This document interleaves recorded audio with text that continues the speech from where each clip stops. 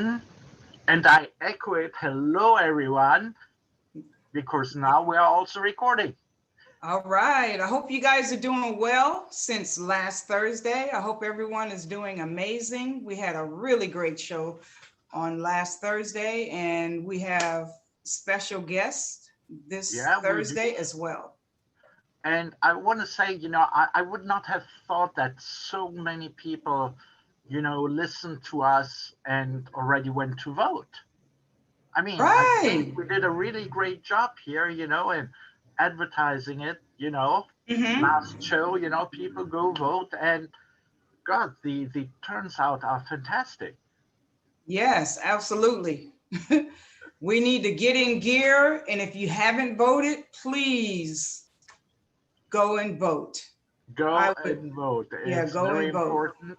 And also, just to let our viewers know, we are going to be dark next Thursday after the election because I think there's going to be so much post-election coverage that we probably will be just lost in all that noise. Yes. And depending of what turns out, we will be either having a hangover from celebrating or a hangover from grief. Yeah. So we'll just wish for the best. We'll pray for the So best, you know? we Hey. wish for the best and outcome. And well, hey, without further ado, let's just let all our guests in. So um, Right. here we go.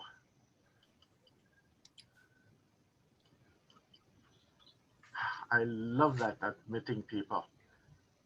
Can you hear me? It's Hi. wonderful. Yes. Hello, Vaughn. How are you guys? Oh, we're doing great. How are you doing? I'm good. Ready to tell my story. All right. Hey, Well, Jolisa. yeah, everybody is coming in. All Well, right. Von definitely is already here with sound, so that's great. Can you see my picture? Nope, No, we don't see your picture. Okay. there Oh, you go. gorgeous. Oh, Beautiful. You. Hi, Nice Vaughn. to All meet both of you right. guys. Hi. oh, and we have Hi. Hi. Eddie here too. Hello. Hello, Eddie. Welcome to the show. Hi, Hello, Eddie. Eric, and Hey, hello, Liz. Jolisa. How Jolisa. are you? I'm Hello. fine. How are you? I'm doing good. Great. Everyone looks so good. Thank Thank you, you. Liz. You All guys look right. awesome. We thought because it's Breast Cancer Awareness Month that Von, you Mhm. will be going first, and then we're going to have Eddie. And to close everything off with a divorce, we are going to have Jolisa. All right. And So, welcome back to the show because I think we're going to have some surprises. I just have a fear. all right. So I'd Yes. like to introduce our first guest, Vaughn Ricketts, who is actually a flight attendant, and she is a breast cancer survivor from Oceanside, California. And our other guest, Adrian Pope, introduced me to Vaughn. So Oh, giving a shout out to Adrian for introducing me to beautiful Vaughn with her breast cancer survivor story. So welcome, Vaughn. Thank Welcome you to so our much. show. It's good to be here. Thank you. Welcome, Yes. Vaughn. good to Yeah. have you and good having you in pink, the color of the month. It's Breast Cancer Month. Yeah, that's right. Support the cause. That's right. That's right. So I'd like to ask you to share a little bit about your story, and then I'll ask you a couple of more questions as well. If you could, if you like to share your story. Okay. Mhm. Initially, what I was doing when I first started, I was doing what I was supposed to do as far as doing my self-examinations until I reached the age of 40. Mhm. And then at 40, a couple years into it, I was doing it annually and doing my self-checks, which was important. And then Mhm. decided because it was such an uncomfortable feeling that I didn't need to do it every year. So my husband came to me one year after I had decided that I wanted to pass on it and asked me if I had done my mammograms. And I kind of pushed it away and told him, I'll do it later. And he persisted that I go in to get tested, that he was hearing so many different cases of women being diagnosed with breast cancer and that I should really stick to it, which it kind of caught me by surprise. So I went in and dragging my feet in the mud, not really wanting to get it done because it's a really uncomfortable feeling. Oh yeah. So when I went in there, I kind of had a nonchalant attitude about, let's just get this done. I got the test done, came home. My husband asked me about it. I told him it was done, but I'm sure I'm going to be called back in because I kind of didn't do my share of really cooperating. I just kind of let's get this over with. Sure enough, that night, they called me and said, come back in. And I knew when I went back in that it was my fault, that I thought maybe I just wasn't standing right. I wasn't positioning right in that machine and that they needed to take more tests. So at that point, I went back in and the lady said, I need you to come with me this way. And I said, well, I came through that door. And she said, no, I need you to come that way. And I said, okay. So I proceeded to go through that door. And at that point, the lady told me that there was cause for suspicion in my x-rays. Okay. So I thought, okay. So she said, I need to set you up for a biopsy. So do the biopsy, got the test results on the biopsy, and set up an appointment to go to see my doctor. And it was the doctor that I didn't know, but it was an oncologist. So I went in to see him, and he told me that I had been diagnosed and that there was the first stage of breast cancer. Oh, wow. So at that point, I really didn't know what to do. My family was there with me. I went home and I just pretty much lost it. I decided that this was, why me? It was a pity party for about an hour, and decided that God put me on this journey for a reason and that I was going to. So I immediately decided that I was going to fight this. I was going to fight this, and I was determined to make the best of it. Right. Went in to see the first doctor. He told me that I was in the best stage for detecting breast cancer, but he recommended the most drastic measures. Oh, wow. So I couldn't understand why, if I was in the better stage, why was I going the drastic measures? So I decided I wanted to get a second opinion. And one of my family friends decided that she had a doctor that she recommended, which he was a pediatric surgeon. And at that point, I decided to go in to see him. And he was like a father to me. He told me, he said, because I had 2 different sites and 2 different locations, I could even either do a lumpectomy in 2 different sites and do radiation, or do the drastic measures and remove it completely. Oh, wow. Well, I didn't want to go through radiation only because it happened to be on my left side, which would have weakened my heart. Oh. I decided that, and he said, it's like a basket of strawberries. We see it molded and then we eat it, knowing that the other ones are going to mold. And I didn't want to live my life worried about if it was coming back, if it was spreading or anything. So I chose the drastic measure. And through that, I was determined to get it done and to put it behind me and to move on with life. So I did do that. He set me up for my plastic surgeon, and I went into my plastic surgeon, and he proceeded to tell me some of the things that he would do to put me back together pretty much. And it was never diagnosed in my family. There's nobody, I had no history of it at all. And I was the first in my family to be diagnosed with it. So they wouldn't take both. The other one was perfectly fine. So they decided to do a partial. So they only took one breast. And then he wanted to match it to my other one. And I said, match it to what other one? He said, I said, I've had 2 kids and I've been married for years and I'm over 40. I don't want another one like that. So he laughed with me, and he said, okay, we'll make you beautiful. So at that point, we became a team, Mm-hmm. and we got through it. And through the surgeries, I managed to get through 1 complete marathon and 2 half marathons in between the surgical procedures. Oh, wow. Yeah. So Awesome. I'm here today to say that anybody can do it. It's a good journey. I've met so many people and so many good people along the way. I've done the 3-day breast cancer walk where there's people there. It's amazing. Yes. How long has it been? How many years for you? I was diagnosed in 2009, so it's been 11 years. Oh, wow. That's awesome. I mean, you know, yeah, I have to say, I commend you. You know, Jolisa's mom is a breast cancer survivor also. Congratulations. Oh, yeah. She's fought that journey, right? Yes. Yeah. Yes. She's hers was in 1993, so she's 79 now. Okay. Oh, wow. For her. That's awesome. Congratulations. Yes. So Congratulations to you too. Thank you. Exactly. So you've done pretty well, Vaughn, as far as going. Do you still have to maintain your breast exams and self exams? Well, in the one that didn't have any surgery to, I have to go every year. And I always schedule it in my birthday month. That way I can remember to go. Right. And to get it done in my birthday month. Right, exactly. So I did have another question for you.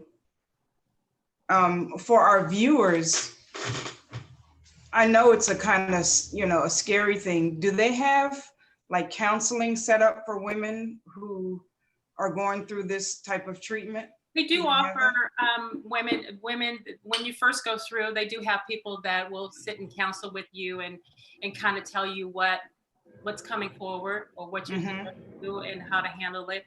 I say get a support team. I have a group of 5 women or 4 women that are my support team, have been my backbone, other than my family and friends. And so I had a really good support team going in, but there are certain counseling sessions that you can find at the doctor's office that they will refer you to with the help that you need or get any questions answered. Yes, wow. And there's another thing I wanted to mention too. I think it's very important for women to start doing your own self breast exams in their 30s. Early. Would you guys agree? I do. Yeah, I agree. Start doing it there. And if you find something before you reach 40, at least you know to go in to have it checked. And then when you're 40, start doing your mammograms. Yes. Right, exactly. And you know what, fellas, I don't want you guys to think that you guys are like in the clear, because men get breast cancer too. They do, but that happens. Yeah. I mean, would you say it's rare, Vaughn? It's rare. It's rare. It's rare, but they don't go through the mammogram procedures. They do self-examination, and because they don't have a lot of fatty tissue in their breast. So it goes from, if you've noticed a lump or anything like that, then you go straight to biopsy. Wow. Okay. Wow, my goodness. So Vaughn, when would you recommend that girls or women actually start self-examination before they actually go and have an actual mammogram? I say start in your early 30s. If it doesn't run in your family at all, start early, because now it's becoming younger and younger. People are being diagnosed at a younger age now. So start early 30s when the hormones and everything start to change. You know, you become, you're in childbearing years. I think you should start in your 30s or early 30s. Yeah, so I agree. Should you go to your doctor to show you, how to do the self-exam? Yes, they have all different kinds of information on it, or you can go online and find it. It'll tell you exactly how to do your self-examinations. Right. They even have little picture cards that you can put up in your shower to show you how to do your own breast exam while you're in your shower. That's a good time to do it as well. Yeah. And it makes a difference. It does. And it would be considered, if I'm not mistaken, as preventive care. So your healthcare provider, if you go to the doctor and have a mammogram, it should be actually covered 100%. Yes. Yes. Mhm. Right. Or I was if just you don't about have to say healthcare- that. If you Mhm. don't have health care, then they do offer free mammograms. You can go online Okay. and free mammogram sessions. Okay, perfect. Because, you know, some women don't have insurance. It's crazy to know that we're so blessed that we have insurance, but there are a lot of women who don't have insurance. Right. So I'm happy to know that they can actually go online and, you know, find a place where they can actually get, you know, the mammograms for free. Right. Mhm. And that type of, I do have a more intimate question, and I put it just out there to you, my ladies. Unfortunately, there's always a lot of horror stories out on the internet and how much a mammogram can hurt. I mean, what is the reality? How much does it really hurt, or is it just uncomfortable? No, it's a little of both. It's a little of both. It really is, because it Yeah. does. I can't sit here and tell you it doesn't hurt. I'd be lying. Right. Yeah. But on the hurt factor, you know, okay, and that question comes from me, of course, great. On a hurt scale, I mean, is it like a crucial pain, or is it something, okay, I had pain, you walk away, and 10 minutes later it's forgotten? It's like a steamroller when you roll right over it, and it just presses it to compact it, and then you have to hold it for a minute until Yeah. they take the picture. And so it's there, and it's squeezed between two together. It's like a steamroller, and then it's relief. So it's yeah, exactly. Yeah, I like how you explain that. That's it. Well, I guess it's uncomfortable and painful.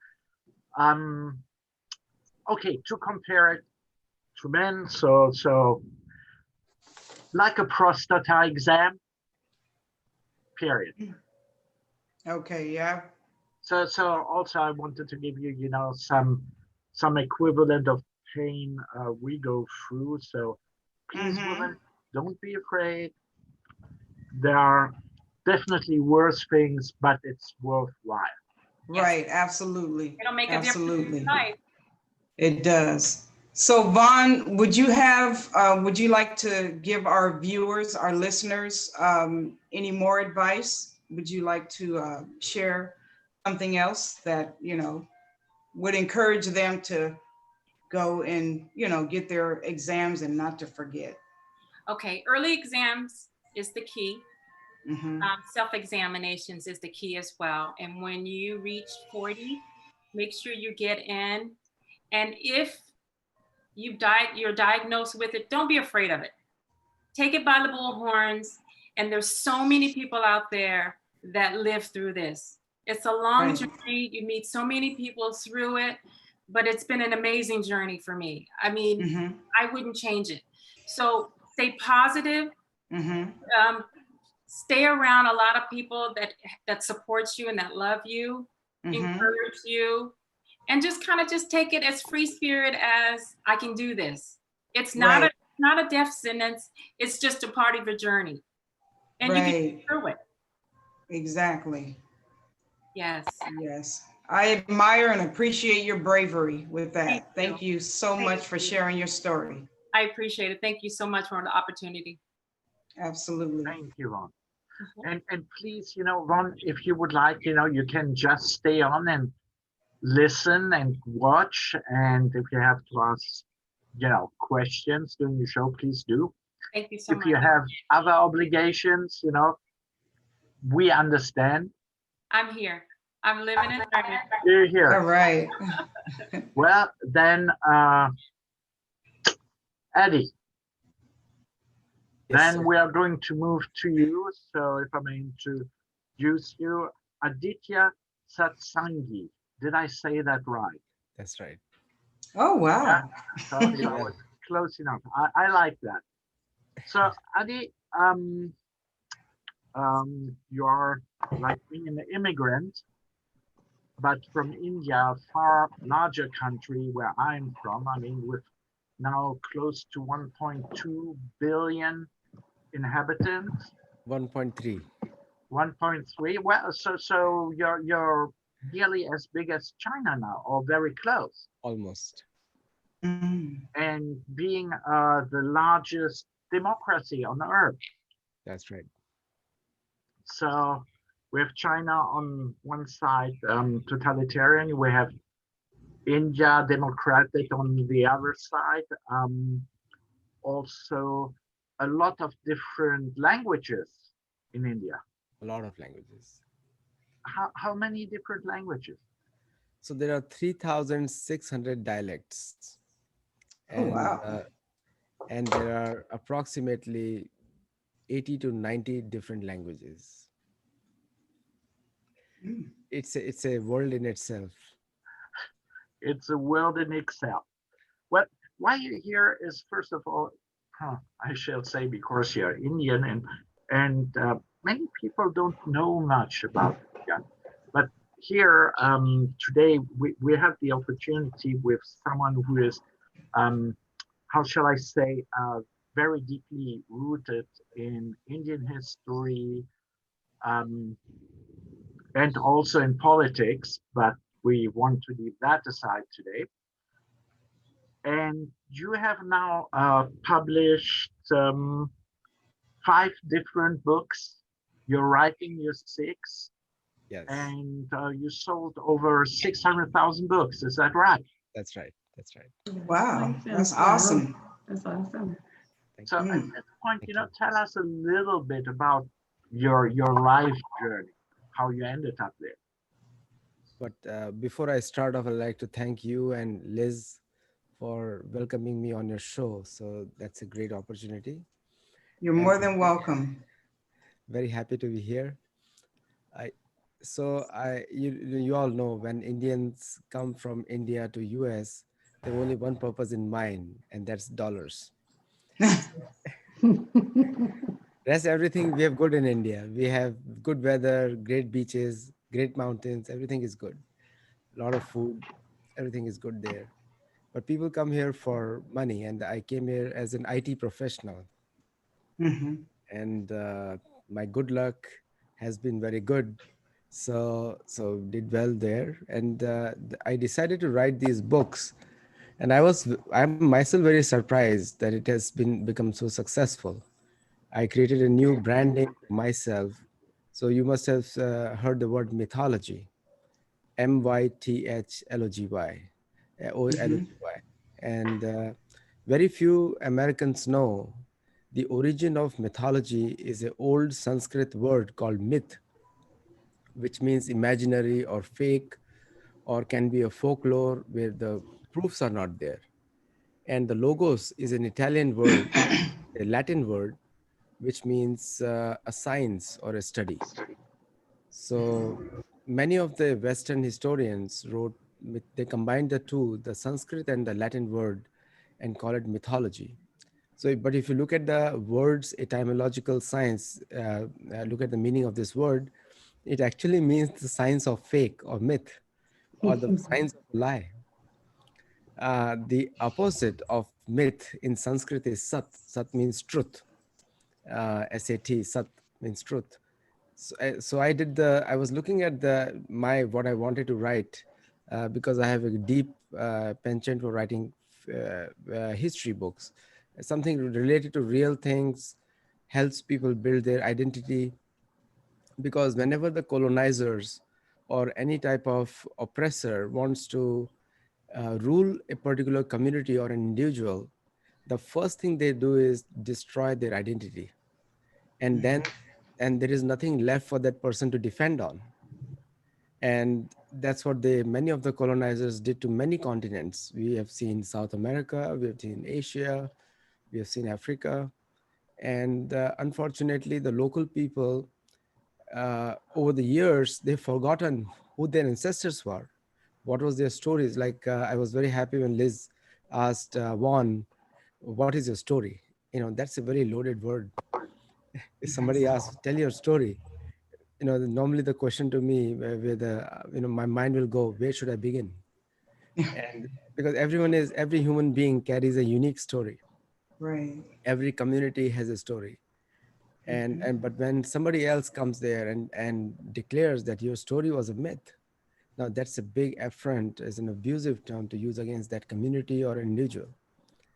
So I coined this new term, combined Sat with Logos. I call it Sattology, which means the science of truth, the science of reality, or study of truth. And so all my books I've written in that brand name, and which is a unique. I hope one day it will come in the dictionary, Oxford Dictionary, as a true antonym of mythology. Wow.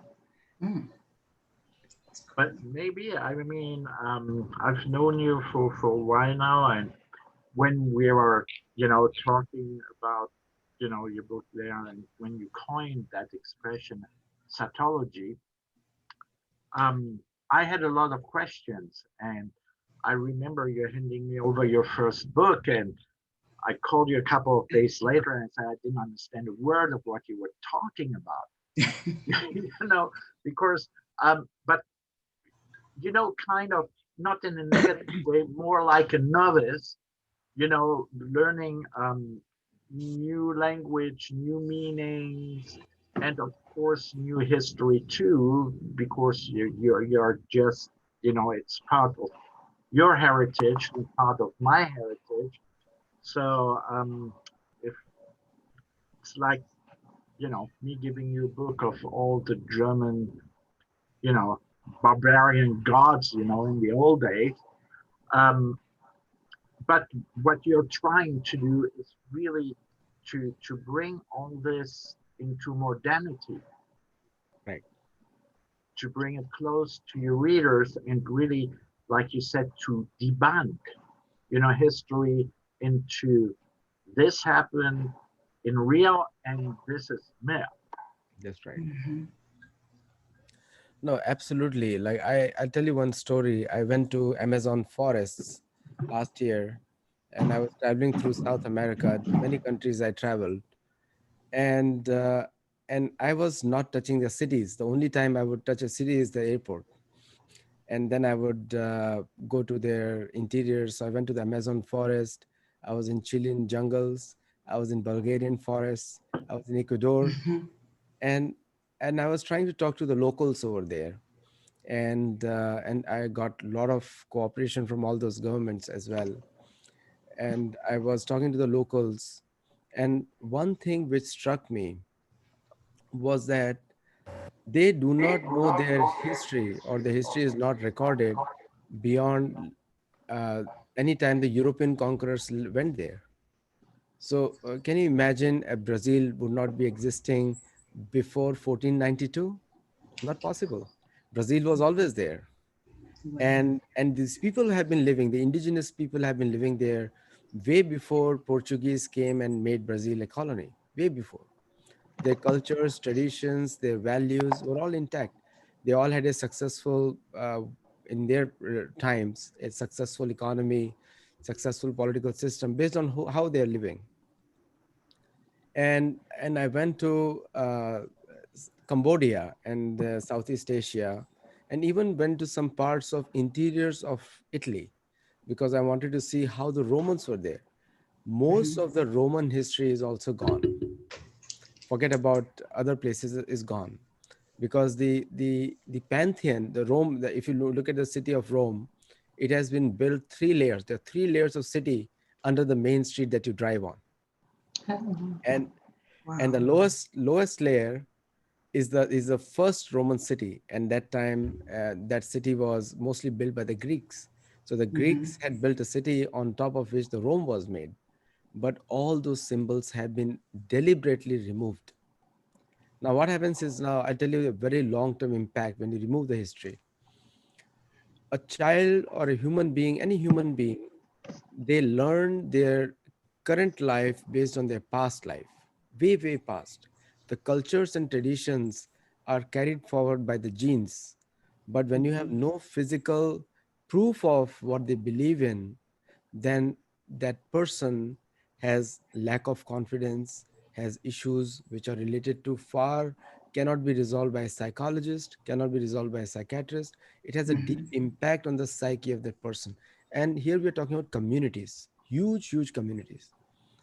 Uh, in the case of India, the good thing about India, or the bad thing you can say, Indian society has been pretty well documented for millennia, very well documented.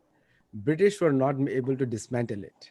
They could criticize it, but could dismantle it because it has gone deeper, way deeper. Anything. Germans have been. I know you took your German ancestry. You know, Eric is a good friend of mine, so I know his little bit background, little bit, a lot of things he hides. But so in the German history has been very closely connected with Indian history from millennia. The Germans, you know, some people may say Germany is an industrial powerhouse after World War II. I would challenge that because Germany has been industrial powerhouse from time immemorial. There are historical records that 2000 years back also they used to make machines. 2000 years back also. Now, so that's why German engineering to even today is considered one of the best.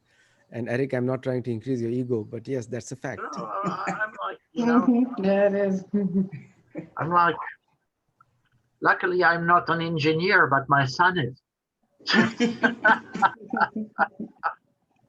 Yeah. So the history plays a very important role. So I took up, and most of the Americans, when you talk about, like you said correctly, most of the Americans don't know much about India. I'm talking about the regular Americans. There are a lot of Americans who know too much about India also. And many of the politicians know very well. But most of the Americans, I would say 60 to 80% of Americans don't know too much about India because the culture seems to be exactly different. I mean, I would say two ends of the pole, and it is totally different. I mean, the way they think, the way they talk, the way the language is constructed, you know, the things like predicate, proposition, subject, and object are all reversed. So when an Indian speaks their language, the object is first and the subject is later. And when an American or any Western person speaks their language, even English, the subject is first and the object is later. So that's how the languages are constructed. So it was my humble attempt to put the Indian history in the right way. I give one example. There's a very common knowledge which is being taught across American universities and also the other Western universities. Alexander invaded the whole world. And I found out truth from Moscow University, from Egyptian universities, Cairo, and from Indian records, from Chinese records, and from Central Asian records. I went to places where nobody has gone. In Armenian University. Today, Armenia is in war, but I went there to research. And I wrote an article in one of my first books, Alexander the Mouse. And it was like throwing a bomb on the floor and let it got burst and people asking me questions. How can you call Alexander the Mouse? And I gave that talk the first time in Athens, within Greece, at the University of Greece. I gave a talk, Alexander the Mouse. And it was a huge cultural shock. And I am sure there will be some bouncers outside waiting to bash me up. But I gave that talk based on historical records that Alexander could not cross the northwestern part of India, which is today known as Pakistan. And he came with 40,000 soldiers and left with 500 soldiers. And he was so injured in the battle that he died in Babylon, which is Basra in Iraq. That's where he died. And I must tell you one interesting story about that incident, a true incident. So he was defeated by there's one king called Porus, and while he was going back, he in a village he went and he killed all the while he was coming towards India, he killed all the men, the young people, everyone else. So while he was going back, he had to pass through the village. The women of the village killed 9,500 soldiers of his, just the women, to take revenge for their husbands. Wow. Wow. And Alexander was pretty short height. He was 5 feet 2 inches, stocky man. Won't look good by any standards by today's women. Won't even like him. Oh boy. Well, I do have a question. How are you able to promote your book with the quarantine going on, and what are some of the ways that you have been able to promote your book? I think I had never tried to promote my book, to be frank with you. Oh. And I think it went through word of mouth. I have a lot of friends there, but it went word of mouth. And Mhm. once people start reading it, the content, in fact, there Mhm. is a television serial was being made on it. Oh, wow. So it became hugely popular because of its content. And my next book, which is coming out, is titled. My last book was Karma is a Bitch, and that was hugely popular. That's a good one. That was a bit. So Yeah, my it next, is. Mm. And it is. And I don't know if I'm, I'm advancing myself too much here, but currently you're writing another book, which is totally different from any of the books you've written before. that's right. So one of these, the books which I have is just coming out, and another one I'm working on. My sixth book is written on the greatest king of the world. Very few people know that in the past, around 5,000 years back, the whole world was ruled by one king. And my next book is Dharmic Americanism, which is why I'm risking my life all over the world, trying to go to the native cultures, interviewing them, and finding out what is their culture, what is their identity, and how they were living in the past, who destroyed it. Because most of the times the history is written by the oppressors or the colonizers, people who are actually colonizing it. And when they teach their version, they take you far away from our own culture. I'm an immigrant in this country, but I am worried about Native Americans, because Native Americans are the original inhabitants of this country. Right. And many Americans don't know. The Americans gave them a US citizenship to Native Americans in 1924. They were not considered the citizens of this country before 1924. How ironical is that? We are coming to somebody else's house, and now we're giving the house ownership certificate to those people. Okay, you own the Right. house, I certify that. Now, But this Eddie, I have to say, we could go on for hours, you and I, on that one, anyhow. But before you know we go and speak to Jolisa, I just want to say for people which are interested in history and other things, I mean, you do have opinions. Of course, you've done a lot of research. Um, I don't want to call you the Indiana Jones of history books because I'm not. no, I'm not sure you would like that comparison, because one is really fiction, and you're going back to facts. But I like his hats. I yeah, yeah. If they look you up, on the internet, they will see you with your hat. That's for sure. Mhm. Eddie, thank you so much, for being on the show, and for you too. Okay. Please just stay on. Yes. Um, yeah, we will be moving on to Jolisa and Liz. I let you make the introduction, and All right. So she's been waiting patiently. Jolisa is our follow-up guest. She was here. She was probably one of our second guests. yeah. So About anyway, we have Oh, Jolisa Webb, divorce coach and owner of Beauty in the Midst. And I always have to say, highly decorated veteran, retired lieutenant colonel in the Air Force. I love it. And she's a supermodel. I had to say that. Exactly. So Jolisa, I hear that you are changing a few things up now. You're going to be, changing a few things up. You mentioned feminine goddess, and I absolutely love that. I would love for you to tell us what you've been up to. Well, thank you so much. And thank you and Eric for having me back on the show. I'm so excited to be here. And it was just wonderful to be part of this this group of these other two guests that you have on the show today. I really enjoyed listening to their stories and the work that they're doing to promote you promote breast cancer and also to promote what it sounds like is literacy as it relates to India. So, because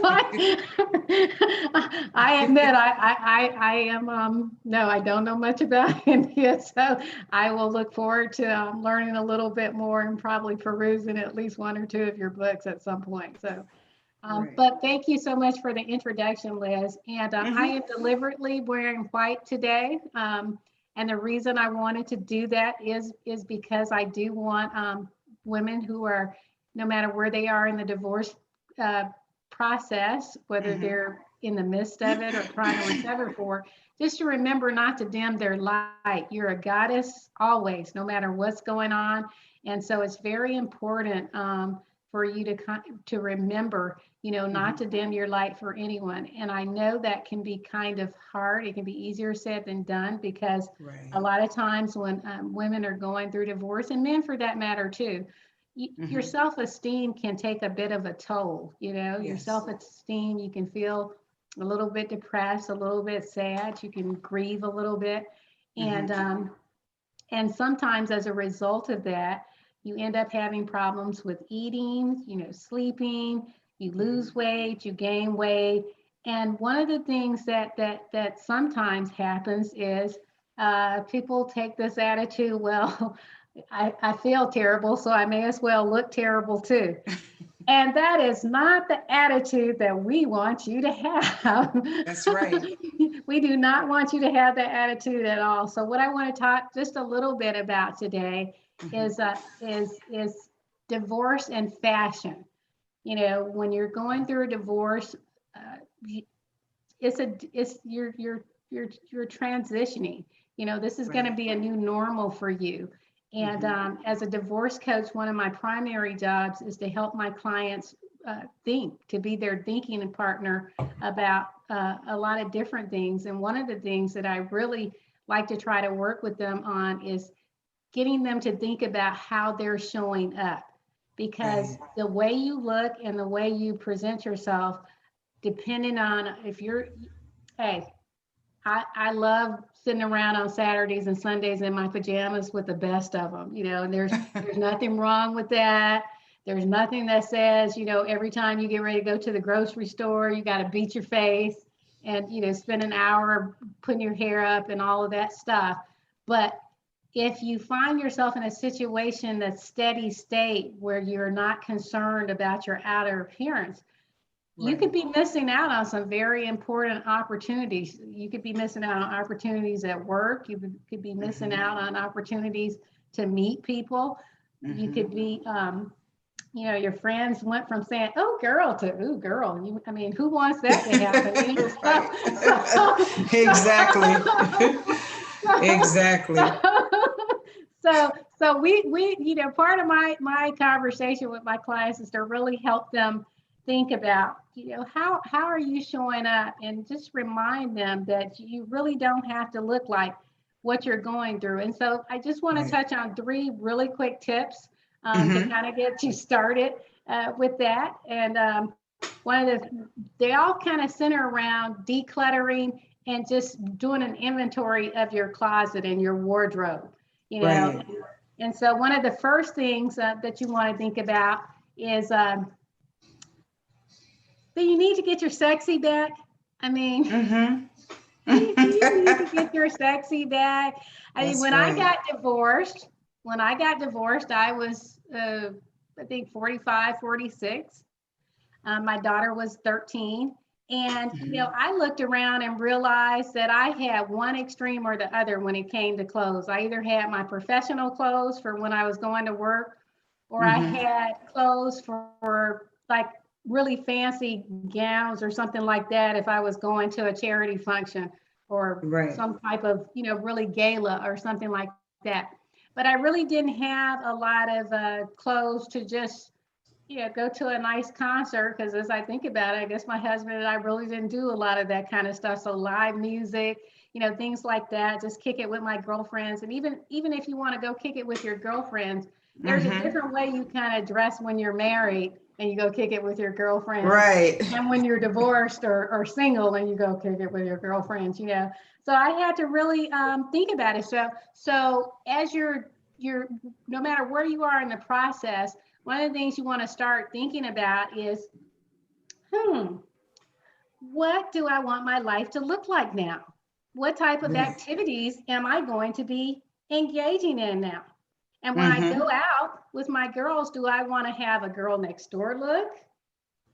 Do I want to have a fun and fabulous flirty look? Or do I want to have the I need to call the paparazzi on myself look when I walk out? Which look do I want to have when I go out? And that's powerful. And so that's something that you want to think about, because you may have had clothes that reminded you or kind of aligned with the life that you were going to have with your spouse. And this is for men too, the life that you were going to have with your spouse.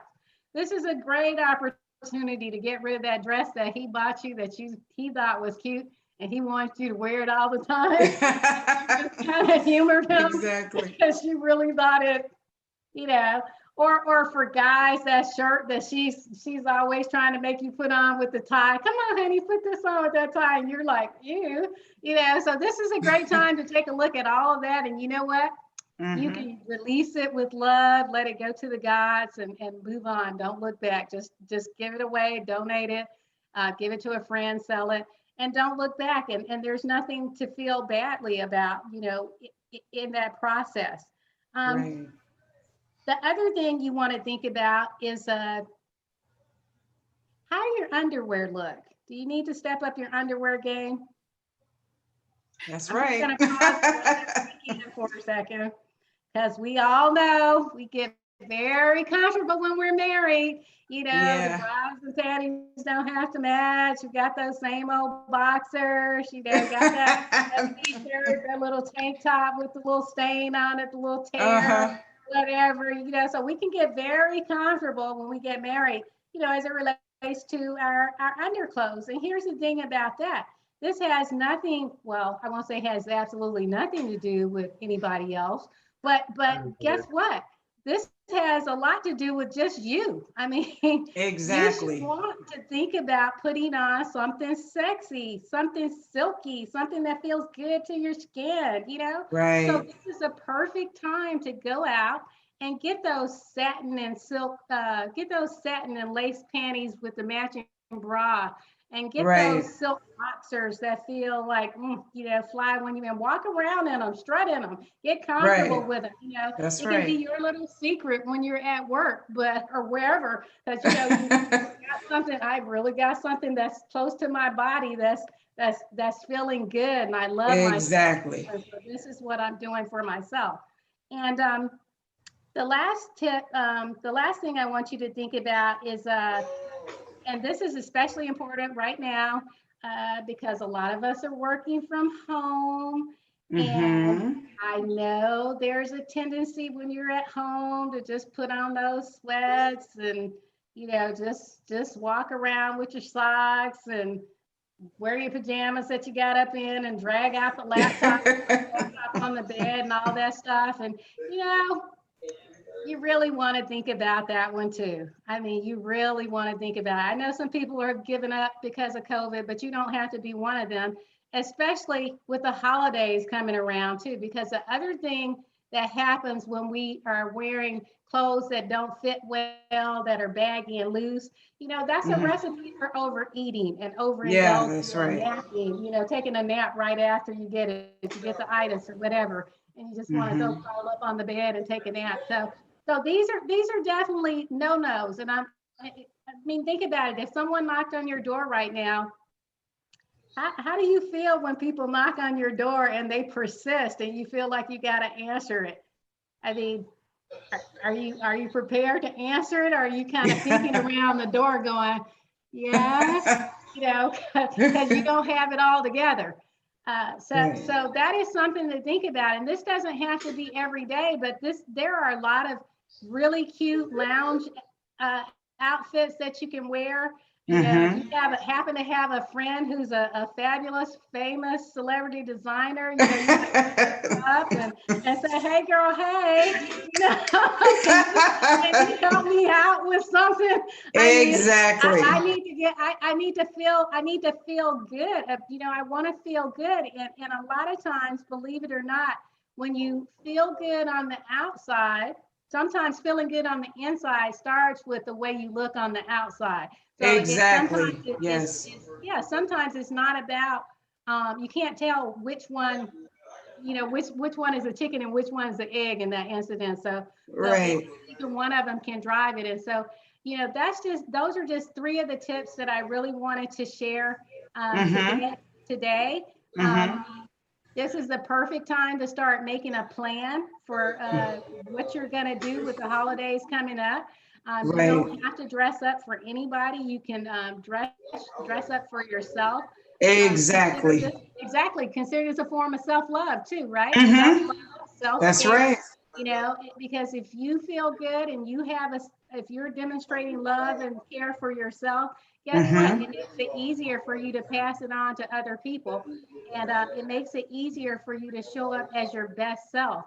And so that's really what this is all about. It's an opportunity for you to reinvent yourself. Exactly. How you want to show up. So I hope I gave you some nice tips. Absolutely. Absolutely. But Jolisa, Yes. Jolisa, can I also take that as pre-divorce advice? Because Absolutely. I want my wife to see this. Oh, she might be watching. You never know.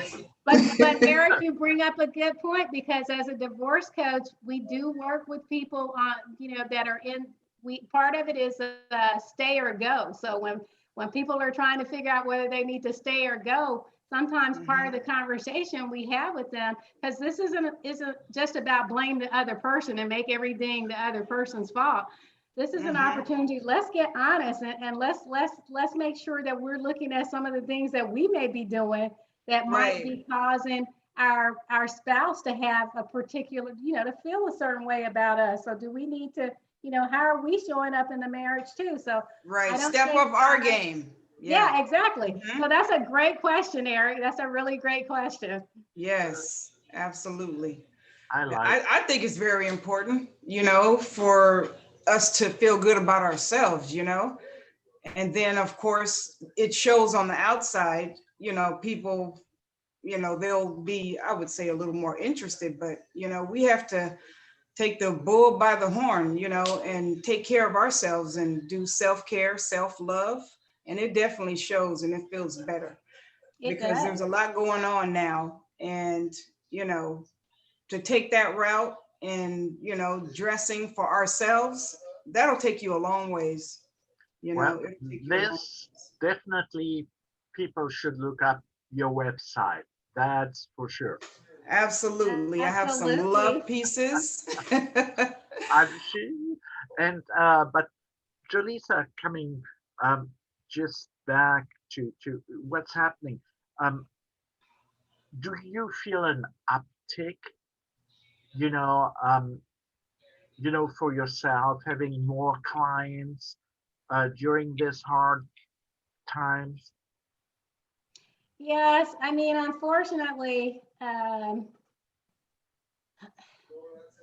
stressful times can bring out stressful times can create stress, and particularly when you're in close quarters, particularly when there's a lot of uncertainty going on, particularly if you have kids in the house too, and it can create a lot. But I find even with couples who are empty nesters that had to come home and start working with each other, they realized a lot that they didn't have a lot in common anymore. It's like they were with a stranger, whereas going to work kind of gave them an outlet, and they could just kind of pass over and have these more superficial conversations, Mhm. you know, now you're in the house. Now you're really, you know, seeing this person. Now the least little thing, like how they eat cereal, can get on your nerves, you know. Right.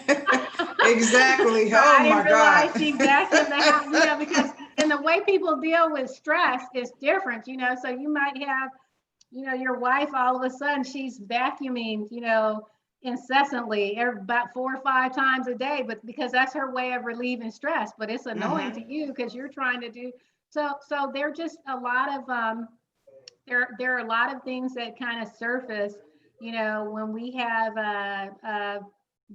when we're in the midst of something that's very uncertain, and Mhm. we haven't been engaging in practices that cultivate a lot of intimacy in the relationship. Because if you're working to cultivate intimacy in a relationship, then you have established a pattern where you communicate regularly and you check in with each other, and you kind of know what the person's triggers are, and what where the person's frame of mind is right now. But if you Mhm. haven't been doing that, either because you didn't know how to do it, or you just never found the time to do it, or you just didn't think about doing it, then all these are the kinds of things that'll come up in a situation such as the one that we find ourselves in right now.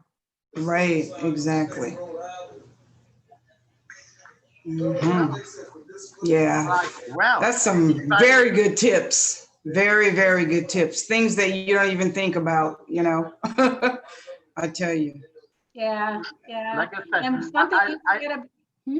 go ahead. Go ahead, Oh Jen. no, something Liz said about dressing for yourself made me think of the old James Brown song "Super Bad," where he said, "I want to jump back and kiss myself." You know, that's the kind of thing you want to think about when you put on your clothes. It's like when you put on your clothes, do you want to jump back and kiss yourself? I mean, because if not, what makes you think anybody else is going to want to?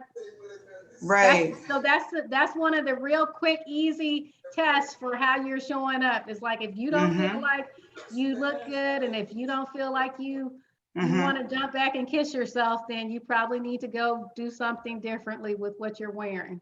Exactly. Sometimes I get dressed up. My husband, he's like, where are you going?" I'm like, "Oh, I'm getting dressed for me. This is for me. This one's, you know, because you feel good. Exactly. You know, it makes you feel Exactly. good." Yeah. I Exactly. totally Mhm. understand. Totally. It's like every morning, I dress up. Even that I stay all day at home, at least it gives me some feeling, of, you know, happiness, just being there and um, still enjoy the day, make a point. We are just not going to fritz right now, literally. Mhm. And that's important. That's very important. You know, it's a way of uh, keeping your spirits up. It's a way of Mhm. letting your light shine. It's a way of comforting yourself. And it seems so simple that but sometimes people just don't think it matters. But and it's fascinating how something that simple can make such a huge difference. Right. I Exactly. totally agree. Mhm. So do I, I. well, is there anything of you that you would like to ask yourself or each other? Any questions, Vaughn? I think I must say one thing that I'm very impressed by the story of Juan, and I think it's a story of bravery. And I really want to congratulate her that she has done well and being an inspiration for other people. Thank you so much. I appreciate Mhm. it. And Yeah. for Yes, I Jolisa, was thinking about the running the marathons and the half marathons. I was like, whoa, this is a powerhouse. Oh my gosh. But Wow. if you take care of the inside, it'll take care of you. That's for sure. Right. Right. That's for But sure. I thought, you know what I thought too, since we're on the subject, I thought it was a beautiful testimony to the love that your husband has for you, that he noticed, you know, and that he was Right. concerned, and that he persisted, and that he was engaged, you know. So that's the kind of intimacy that I was just kind of talking about, is just, you know, and how lucky you are to have someone in your life that cares and pays attention to you like that. So Right, He exactly. was definitely my rock, that's for sure. And that's so Yeah. it beautiful. helps when you say, you what you put on, you should feel good about it. And so Mm-hmm. 30 years, and I still encourage myself to get it together and keep it together. You know, Right. only Well, you you look beautiful. Yeah, you do. You look beautiful, You look Vaughn. radiant. Yes. Beautiful. I appreciate that. I mean, I've taken some Yes. notes from you. I mean, even though we're not looking into divorce or anything, but some of those pointers are take care of yourself. You Right, know, you want to exactly. feel good and you want to look good. And then that's how it's always projected from the other side. So Yes. The Exactly. funny thing about taking care of yourself, and a lot of times we tend to think it's a very selfish act, you know, but really, think of it like this: if you don't fill your own cup up, then you start serving people from your cup, and the next thing you know, it's empty. So you want to have the capability to, you know, keep your own cup full, do what you need to do to replenish that cup, keep it full, so Exactly. that you can serve people from your saucer. You know, and There so you it go. helps give you, because you can't give people what you don't have. And so if you don't know how to love yourself, if you don't know how to care for yourself, then it's harder for you to pass that on to other people. And what's worse is sometimes we have the expectation for people to meet certain needs that they're not capable of meeting, and it's unfair to them, and we build up resentment with them, and that's kind of needless, and it just causes all kinds of negative energy and negative interaction. So self-care and self-love are extremely important in Very. this period, not just in marriage, but just in life in general, you know. Absolutely. For Jolisa, I would like to say that you know, she had made some very good points. I won't talk about divorce thing because that's personal to many people. But you did give very good points on how it's Very good. important to love oneself. And one thing I'd like to add also there, inner contentment, inner self-fulfillment, it displays on your face or your dressing as well, and how you dress, how you present yourself.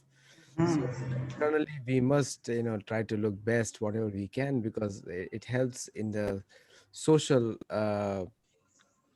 society generally, to how we are received or perceived. There's a very good saying by one of my good friends. He said, first dress then address. And it does I love that. that's good. and it does add value, but self inner contentment, knowing who you are, where you come from, also adds a lot of value, because oftentimes you're talking about self confidence, but you need to know what is the self, and then confidence automatically comes. That's Right. Yes, I really love what you said about when you were talking about, it was almost like a disconnect, because when the history hasn't been passed on, but it's passed on in the genes. So people, your body and your mind and your spirit feel some things, but there's nothing in society that kind of validates it there, because everything has been taken away or stripped or buried or hidden by the people who oppressed or colonized. So yes, that really fascinated me, and that's why I'm going to be interested in looking at your books. no. Absolutely. Well, I guess on that Absolutely. note, thank you all so much, you know, for being part of the show. And Yes, For the absolutely. thank opportunity. you, Ron. You I know, appreciate the opportunity. Thank you so much. Oh, no, you're more than welcome. We enjoyed having you today. And Jolisa, we enjoyed following up with you. Oh, I appreciate you guys so much. This was just great. Thank you so much for having me back. Thank you. Absolutely. And I'm going to have to go and pick up one of your books also. Thank you. well, on, Addie. Absolutely.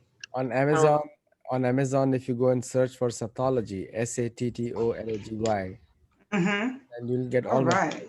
Sattology. Okay. Got it.